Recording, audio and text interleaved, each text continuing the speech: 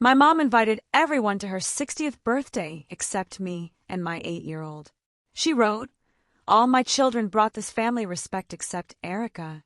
She chose to be a lowly single mom. I no longer see her as my daughter." I didn't cry. Next time she saw me, she went pale, because if you've never had your child ask you a question that makes your blood go cold, I hope you never do.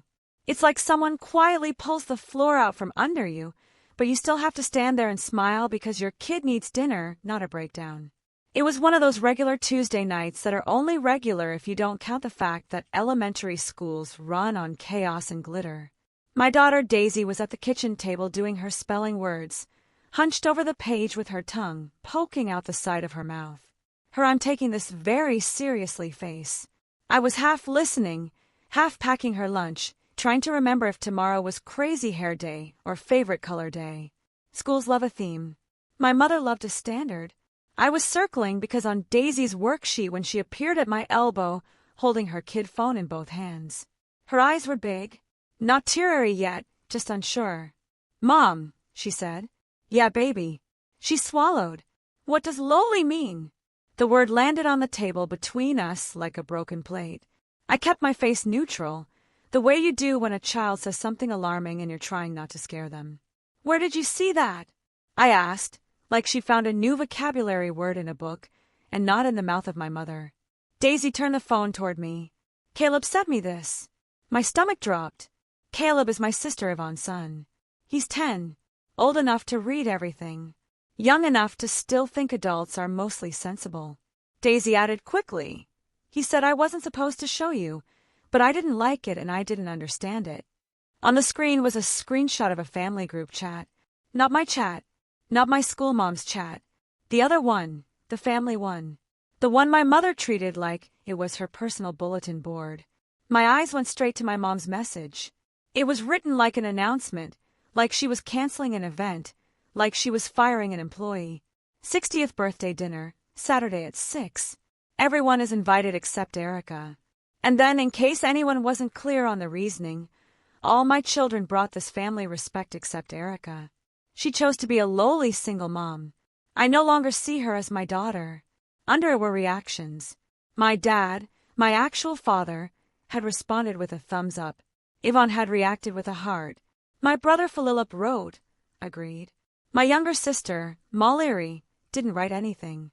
She just liked it, like my mom had posted a photo of her new curtains, like my downing was a home decor choice. No one mentioned Daisy. Not once. I heard the faint hum of our fridge. I noticed a crumb on the table. My brain did that emergency thing where it gets weirdly quiet and efficient, like it's trying to save battery. Daisy watched my face carefully, the way kids do. 8-year-olds don't need explanations. They need one look. I forced my voice to stay soft. "Lowly," I said, "is a word people use when they want to make someone feel small." Daisy frowned. "Why would anyone want to do that?" "Because my mother thinks love is earned with image," I almost said. Instead, I said, "Sometimes grown-ups get weird." Daisy looked at the screen again. "Grandma wrote that about you."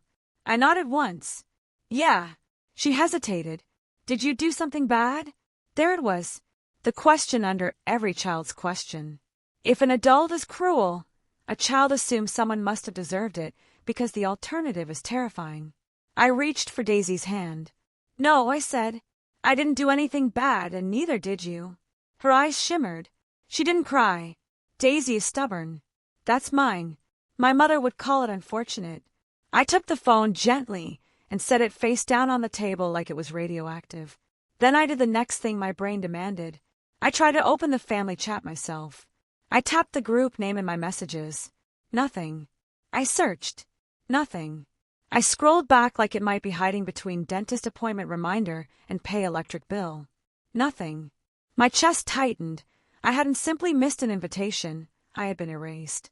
Daisy whispered, "So we're not invited?" I swallowed hard. "No." She stared down at her spelling sheet as if it had betrayed her. "But Grandma always has a birthday." That simple sentence, the one that wasn't dramatic at all, hurt more than the screenshot because it wasn't about me. It was about Daisy realizing that her place in the family came with conditions, too. I drew in a slow breath. "Daisy," I said, keeping my voice steady. Go brush your teeth, okay? And pick your dragon book. The dragon always wins. She hesitated in the doorway. Are you okay? I'm okay, I replied. And it wasn't a lie. Not exactly. I was upright. I was breathing. I was still a mom in a kitchen with spelling words and lunchboxes. That counts as okay. Daisy patted away. I stared at the screenshot again. The words didn't blur. They didn't soften. They didn't become less true, just because I wanted them to. Then my phone buzzed. Yvonne. Of course. I answered because I needed one thing before I moved, confirmation. Not for my feelings, for my sanity. Erica, Yvonne said, already sounding irritated, as if I had inconvenienced her by being wounded. Listen, is it real? I asked. A pause. A sigh. You saw it. So it's real. Mom was upset, Yvonne said quickly. You know how she gets. She told the whole family, I'm not her daughter anymore. Why are you making this such a big thing? Yvonne snapped. My grip tightened around the phone. Because my 8-year-old just brought me your mom's message, I said calmly. Caleb sent Daisy a screenshot, and she asked me what loli means. There was silence. Not shocked silence, not embarrassed silence, just recalculating silence. Caleb shouldn't have sent that, Yvonne finally said, missing the point so completely it almost felt intentional. Okay, I said. So you're confirming it's real. Yvonne exhaled sharply. It's Mom's birthday. Don't start drama. I looked at the screenshot again. My dad's thumbs up, Philip's agreement, Mallory's like, the whole family lining up behind her as if my existence were optional. I'm not starting drama, I said. I'm ending contact. Yvonne scoffed. Unbelievable. I didn't argue. I didn't defend myself. I didn't plead as if I were applying to be loved. Tell Mom she got what she wanted, I said. Then I hung up. I blocked my mom. I blocked my dad. I blocked Yvonne, Philip, and Mallory. No warning. No paragraph. No emotional TED Talk. Just silence. Because I wasn't going to perform my pain for people who treated it like a nuisance. When Daisy came back in her pajamas, holding her dragon book, she climbed into my lap the way she always did. Her small body was warm and heavy and real. Read, she asked. Yeah, I said, kissing her hair. We're reading. And while the dragon defeated monsters and saved villages, I made a promise I meant with my whole chest. No one would ever make my child feel lowly. Not on my watch. And if you're wondering why I'm telling you this, why I'm still calm enough to put words to it at all, here's the only thing you need to know for now. The next time my family saw me, their faces went pale, and they regretted everything. Families like mine don't usually begin with one big, cinematic betrayal. They begin with small cuts, little oops, moments you can explain away if you're desperate enough to keep believing you belong. My mom, Phyllis on paper, mom in my life, was obsessed with image. Not influencer image. Older, polished, the kind built in church foyers and neighborhood gatherings where everyone pretends their lives are fine. We were middle class, but my mom treated middle class like a temporary condition, as if we were all one correct choice away from being admired. Yvonne was the golden child. Yvonne could sneeze wrong, and my mom would call it cute. Philip was the brag-worthy one, not because he was kind, but because he looked successful. He had a job title people nodded at, and a car he waxed like it was a personality. Mallory was the quiet one, the peacemaker, the let's not upset mom sister. Mallory could watch a house burn down and whisper, let's not make a scene. And then there was me. I wasn't reckless. I wasn't irresponsible. I got good grades. I worked. I paid my bills. I showed up with casseroles and gifts and a smile that said, please don't decide I'm too much today. But I wasn't effortless. My mom loved effortless. People who made her look like she'd done everything right. So when I got pregnant with Daisy, the first words out of my mom's mouth weren't, are you okay? They were, are you married? A rhetorical question. She knew I wasn't married. No. Engaged. No. Her face tightened like she'd swallowed something bitter. People will talk. People always. I informed her that I was keeping my baby. I said it with complete calm, and I meant every word. My mother performed the gestures that resembled support. She came by. She brought a blanket. She snapped a single photo and then, in a carefully casual tone, said, don't post it with any details, okay? I don't want questions. That's the sort of sentence you don't fully register until years later. My mom didn't dislike Daisy as a human being. What she resented was what Daisy symbolized, a life that didn't align with the family narrative. Over time, that resentment showed up as mistakes. The first one I clearly remember happened when Daisy was 3. There was a family barbecue at my aunt's house. Everyone had been discussing it for weeks. Yvonne was organizing the side dishes. Philip was organizing absolutely nothing, yet somehow still taking credit. My mother was managing the vibe. My invitation never arrived. Not a text. Not a call. Not even a "Hey, are you coming?" Nothing. I only learned about it afterward when Yvonne casually mentioned, "Oh, you should have seen Dad trying to grill." It was hilarious. I smiled as if I weren't choking on the inside. I didn't even know about it. Yvonne blinked, then put on a performance of surprise. "Wait, what? Mom said she told you." "She hadn't." "You're kidding," Yvonne replied in the tone of someone mildly inconvenienced by reality. "Well, of course you can come next time." Next time, as if I were requesting to be added to a mailing list. I wanted to believe it had been an oversight, because the alternative meant admitting my family could simply act as if I didn't exist. Then it happened again. Different occasion, same hollow feeling. Someone would mention something small afterward, as though my absence hadn't mattered. When I asked my mom about it, she said, "Oh, I thought you knew." I didn't accuse her. I didn't raise my voice. I did that thing women do when they are trying to remain lovable. I swallowed it and convinced myself I was being too sensitive. Eventually, the children began repeating what the adults said. One afternoon, Daisy and Kayla were playing in the living room while the adults talked in the kitchen. I was at the sink rinsing dishes when I heard Caleb's voice float in, casual and self-assured. "Grandma said you guys don't come to stuff because your mom makes things complicated." Daisy went completely still. "My mom isn't complicated," she replied. Caleb started to continue, but he noticed my expression and stopped. Children echo what they hear. They don't understand the weight of it. They pass it along like a toy. I dried my hands, walked into the room, and knelt so I was at eye level with them. "Caleb," I said gently, "if Grandma says something about me, you don't need to bring it in here." "Okay." Caleb's face turned red. Daisy's eyes filled with tears. In that moment, something shifted for me. My mother wasn't only judging me, she was teaching the next generation how to judge me as well. That was when I began drawing boundaries, not dramatic ones, but real ones. Doors that close. If Daisy isn't welcome, neither am I. I said it calmly. I meant it. My mother would nod as though she understood, and later behave as if she had never heard the words. People like my mother don't recognize boundaries as real. They see them as tantrums you'll eventually outgrow when you need something. Then came the group chat message, the one Daisy saw before I did. My mom didn't just exclude me, she put it in writing. She made it official. My dad and siblings agreed as if it were perfectly normal. That was when I understood that mistakes were never mistakes. People assume going no contact is dramatic. It isn't. It's mostly quiet. No one appears at your door with a mournful violin soundtrack. You simply stop receiving calls. You stop checking your phone.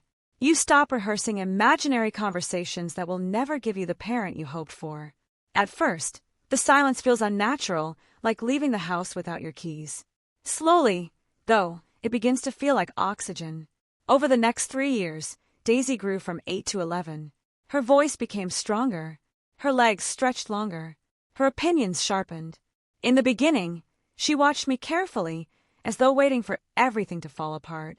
Eventually, she stopped waiting. She returned to the business of being a child. One day, out of nowhere, she said, "Mom, I'm glad our house is quiet." Children understand more than we think. They just don't always have the words immediately. Money, however, remained real.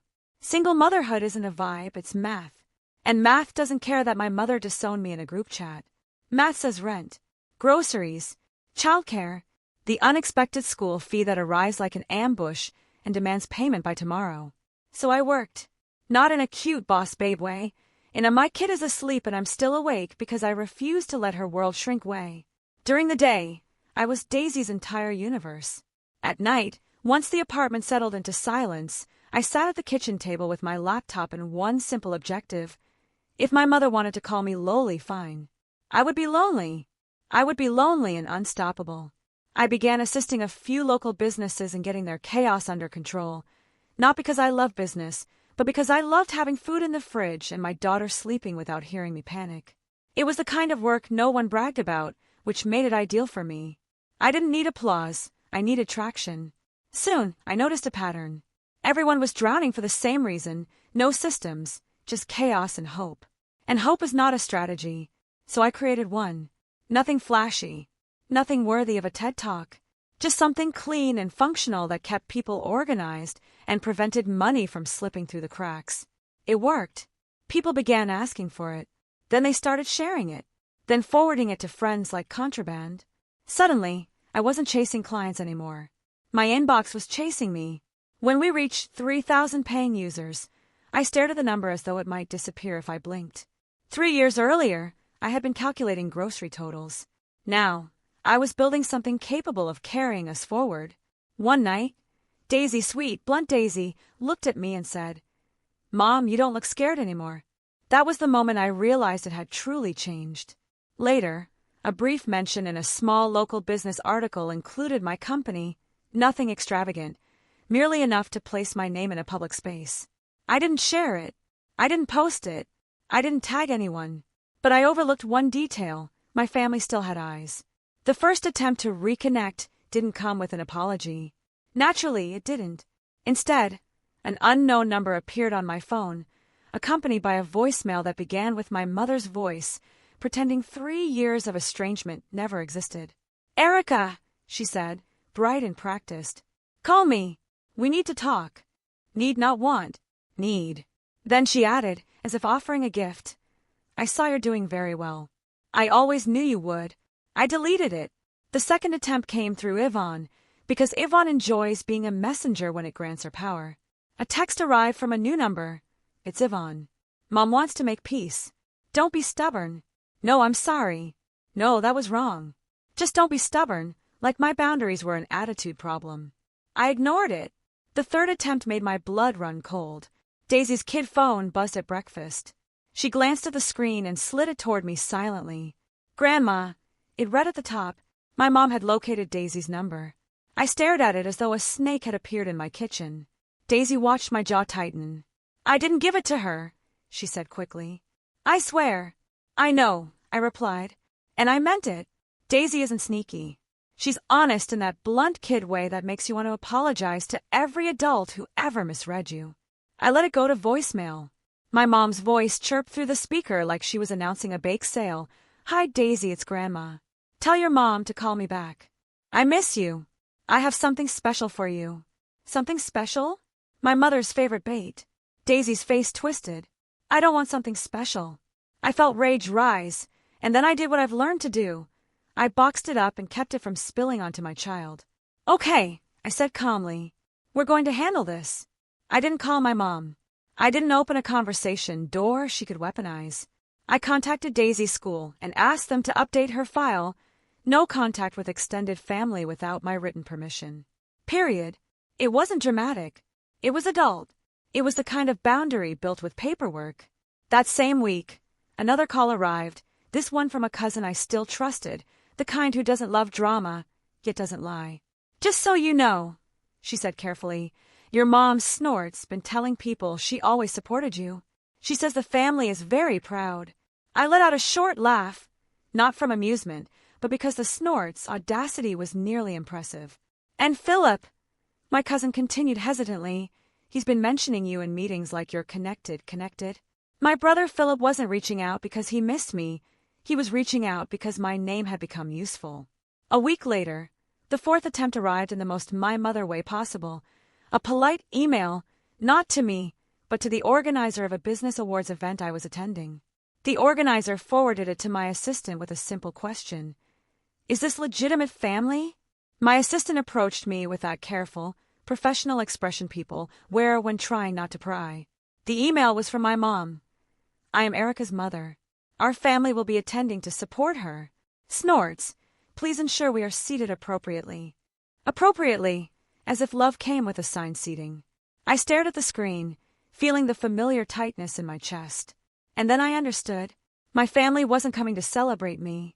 They were coming to be photographed near me. They were coming to capitalize on the story they'd rewritten. Proud parents, supportive siblings, loving grandparents, a family that never disowned anyone. The problem? I had receipts. I opened a folder on my computer labeled proof, because yes, I'm a single mom and yes, I can be petty, responsibly petty. I pulled up the screenshot of my mother's group chat message and forwarded it to the event organizer with a calm note. Thank you for checking.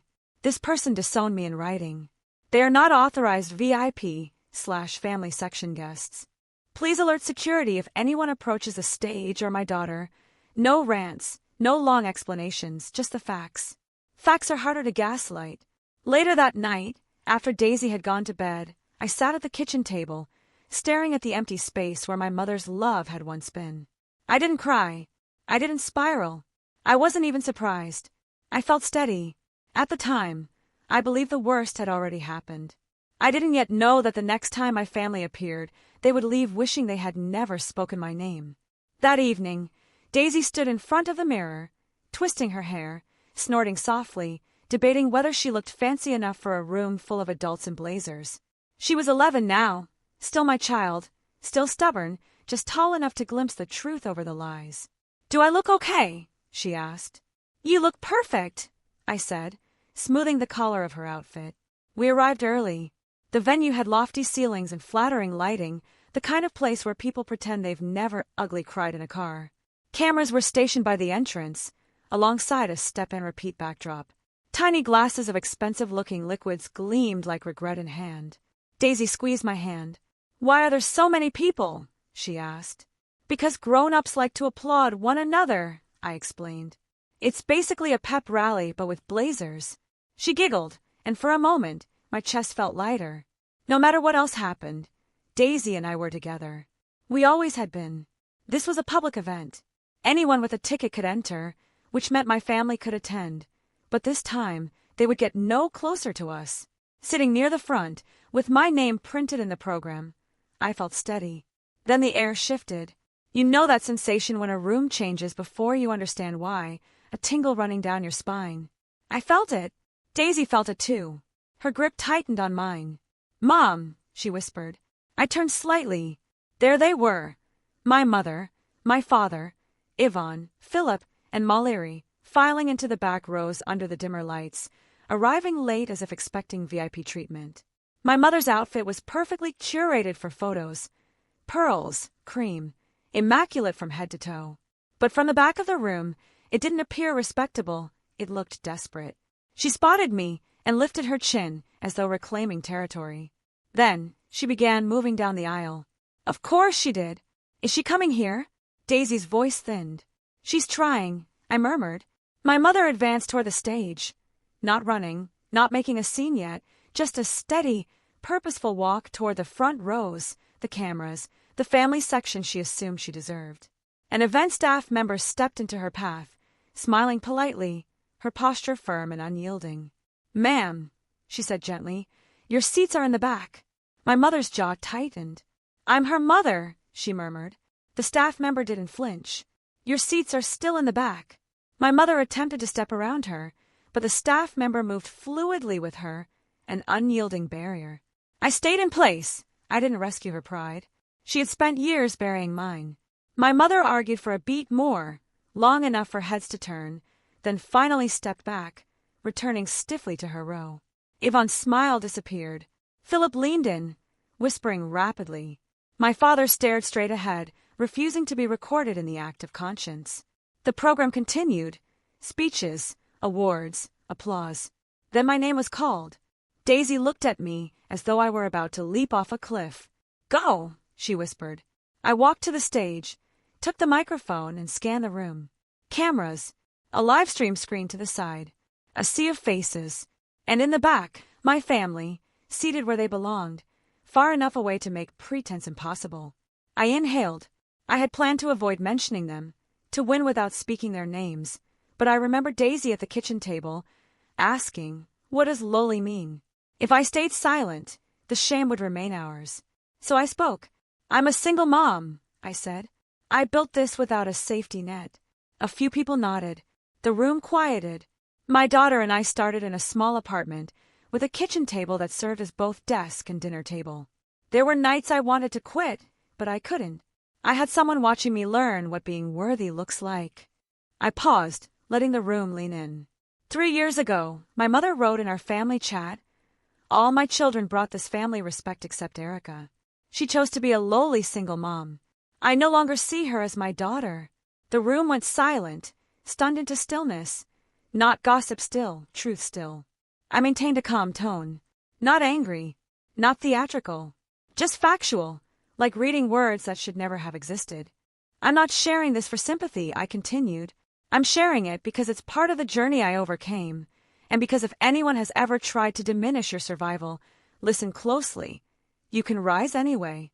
I didn't glance at the back rows. I didn't need to. I could feel them shrinking from across the room. Then I shifted focus because I wasn't about to give them my entire speech. I thanked my team. I thanked everyone who had supported me, and I thanked Daisy, the only family member I truly needed to acknowledge. Applause erupted. Genuine applause. When I stepped off the stage, Daisy enveloped me in a hug, whispering, "Mom, you were so strong." I held her close and replied softly, "So were you." We made our way toward the lobby. That's when Philip intercepted us, moving quickly as if trying to catch the story before it slipped away. "What was that?" he hissed. I didn't stop walking. "The truth," I said. He stepped into my path. "You didn't have to say that." I finally looked at him. "You didn't have to agree with it." His face tightened. Behind him, my mom appeared, her eyes glossy with rage. "How could you do that to me?" she demanded. I didn't raise my voice. "You wrote it. That was private," she snapped. I let out a short, humorless laugh. "You posted it to the family, and everyone reacted. That's not private. That's a declaration." Avon stepped in, whispering urgently, "People will think." "I don't care what people think," I said evenly. "I care what my child learns." Finally, my dad spoke, quiet and weak. "Erica." I looked at him. "You gave it a thumbs up." He flinched, like receipts had just been recalled from his memory. Daisy squeezed my hand. I turned away without another word, walking out with my daughter. For the first time, the story wasn't theirs to spin. A year later, life hadn't magically become perfect, but it had become steady. The company grew. We landed a major partnership, big enough to make local news. One of those "look at her now" segments people watch while folding laundry. Daisy sat beside me on the couch, staring at the TV like it was a portal. When the anchor said my name, she smiled and said simply, "That's my mom." That sentence was worth more than any number on a screen. Then, one Saturday afternoon, the doorbell rang. 3 quick, urgent chimes. I opened it, and there they were. My mom at the front, my dad behind her, Philip and Yvonne off to the side, and Mallory lingering like she'd been dragged against her will. My mom's eyes flicked over the house, the calm, the safety, calculating everything. Then she put on her mask, the reasonable woman facade. "Erica," she said softly, "we need help." "Of course." Not "I'm sorry." Not "I was wrong." Help. Philip stepped forward, already angry as if it were my fault. After that night, everything got complicated. I tilted my head. Interesting choice of words. His jaw clenched. Clients backed out. Partners grew distant. That clip circulated, and people claimed I had misrepresented connections. Connections meaning me. My mom's voice trembled. "We might lose the house." My dad cleared his throat. "We're family." Behind me, Daisy stood silently in the hallway watching. I looked at my mom. "You wrote. You didn't see me as your daughter." Her eyes flashed. I was upset. "You were clear," I said. Daisy took a small step forward, quiet but steady. "You called my mom lowly." My mom flinched. It hits differently when a child says it. I didn't gloat. I didn't preach. I didn't perform forgiveness. I simply spoke the truth. You don't get to disown me and show up when you need money. That's not family. That's an emergency fund with a face. Philip's voice sharpened. "So, you're just going to let us lose everything?" I held his gaze. "You lost me first." Silence. Then I stepped back and closed the door. Not slammed, not dramatic, just closed. Daisy looked up at me. "We're not lowly," she said. I smiled. "No, sweetheart, we're not." That was the last time I saw them. "So, tell me, did it go too far or not far enough?" Let me know in the comments. And if you want more stories like this, you know where to find them.